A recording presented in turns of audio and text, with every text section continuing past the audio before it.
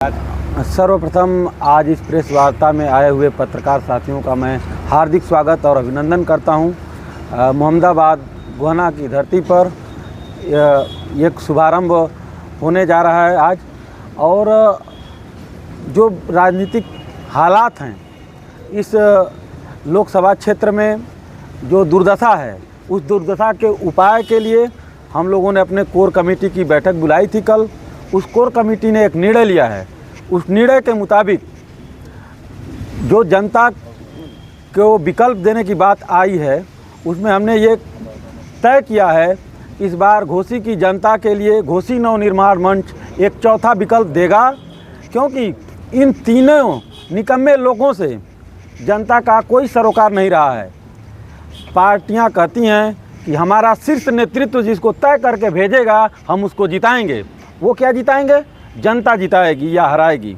तो जनता जिसको नहीं चाहती है, जनता का प्रतिनिधि वो नहीं बन सकता है।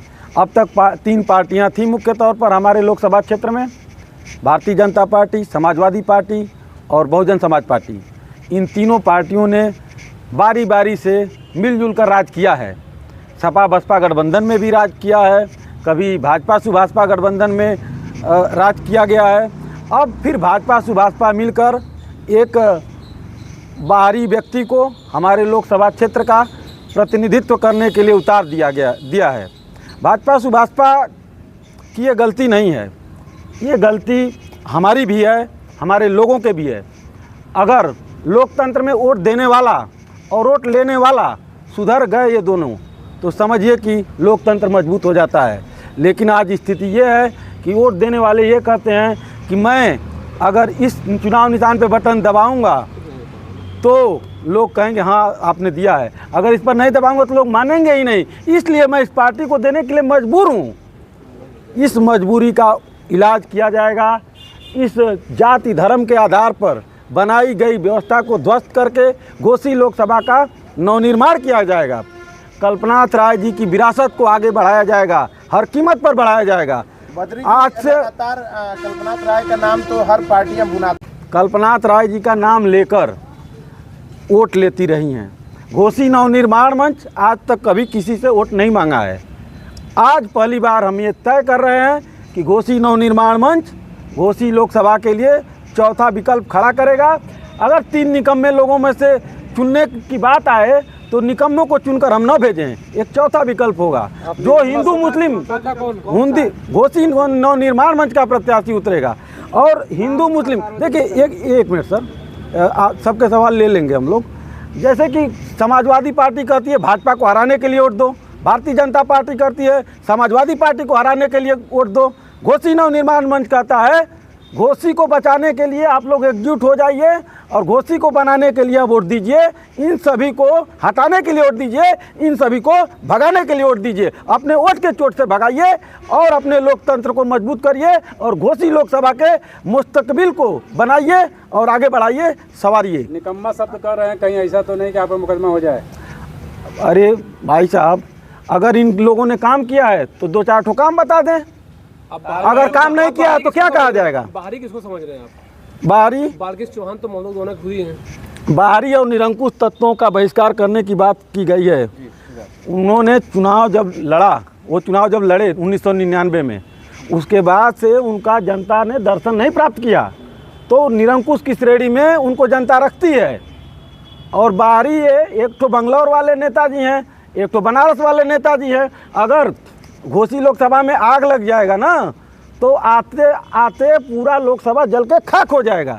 तो क्या नेता, ऐसे नेता की हमें खाक जरूरत है? हमें अपने लोगों के बीच का नेता चाहिए था। खुद लड़ना चाहते हैं क्या लोकसभा? हाँ, ये तो ऐलान किया जाएगा, जनता ऐलान करेगी, ये तो निर्णय होगा, लेकिन चौथा विकल्प हम देंगे। आपने कहा कि लोगों का काम नहीं हो रहा है। भाजपा की जिला अध्यक्ष का मतलब बयान आया कि बद्री जी के कहने पे भाजपा जो है लोकल प्रत्याशियों को नहीं उतारेगी। जी आप क्या कहेंगे? भी आप लोकल की बात कर? अरे जनता के कहने पर उतारने की बात हो रही है। बद्री जी ने थोड़ा कहा है, बद्री जी जनता के मुद्दों को उठा रहे हैं और जनता ये चाहती है कि क्षेत्रीय मुद्दों पर आधारित क्षेत्रीय सांसद दिया जाए। अभी 5 महीना पहले एक उपचुनाव हुआ था, आप सभी लोगों ने देखा था, वो मिसाल आप लोगों के सामने है। उसमें समाजवादी पार्टी ने कहा बाहरी भगाओ घोसी बचाओ। आज उसी पार्टी ने कहा है बाहरी बुलाओ और भव्य स्वागत कराओ। तो ये क्या है, रिमोट कंट्रोल से चलेंगे हमारे लोग? समाजवादी पार्टी आपसे कहा है कि तहसील में और कहीं भी प्रशासनिक स्तर पर काम नहीं हो रहा है, वाकई नहीं हो रहा है, आपको भी लगता है? एक बात तो आप जी वाकई तहसील में आप जाइए तो बिना घूस दिए लेखपाल करवट नहीं लेगा। ठीक है, आप खेत नपवा दीजिए, हमारा ही 2 जगह नपवाना है, चलिए नपवा दीजिए बिना पैसा का, तो मैं मान जाऊं हमारा ही नपवाना है। इसलिए हमारे कई लोग परेशान थे, लेकिन हम लोग अपना संगठन बना के लड़ाई लड़ते हैं और काम करवाते हैं, और संगठन और मजबूत होगा। करती पुलिस की बात करती है जी जैसे ओम प्रकाश राजभर जी पीले गमछे के थाने में लेके जाइए, कोई कुछ नहीं होगा। और अभी आपके महोदय ने भी कहा कि हम थाने पुलिस में पैसे लेके बात करी जाती है। जी बताएं इस पे आप। तो वो खुद ही बता रहे हैं कि मतलब काम नहीं होता तो हमारे पास आओ। अगर वो सही से काम करते तो उनके पास जाने की क्या जरूरत थी? बद्री जी, एक सवाल आपसे, आप जब शुरू में यहाँ आए थे तो आपने कहा कि हम लोकल लोगों को प्रमोट करेंगे, लोकल जो चुनाव लड़ने का उसको प्रमोट करेंगे। जी। तो चलिए, एक बेंगलोर के हो गए और एक बनारस के हो गए। जी। एक यही बालकृष्ण चौहान लड़ रहे हैं मऊ के, तो क्या उनसे साठगांठ आपकी नहीं बनी, या क्या चीजें रह गई जो आपने निर्णय ले लिया कि हम अब घोसी नवनिर्माण मंच चुनाव लड़ेगा? देखिए सर, जिस समाज का उनको वोट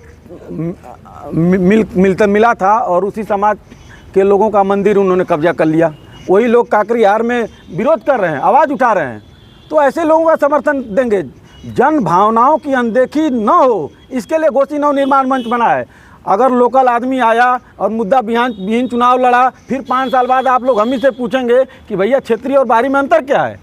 इसलिए क्षेत्रीय मुद्दों पर आधारित क्षेत्रीय सांसद जिनको मौका मिला काम नहीं किया, तो उनका समर्थन घोसी नवनिर्माण मंच कभी भी नहीं देगा, जीवन में कभी भी नहीं देगा।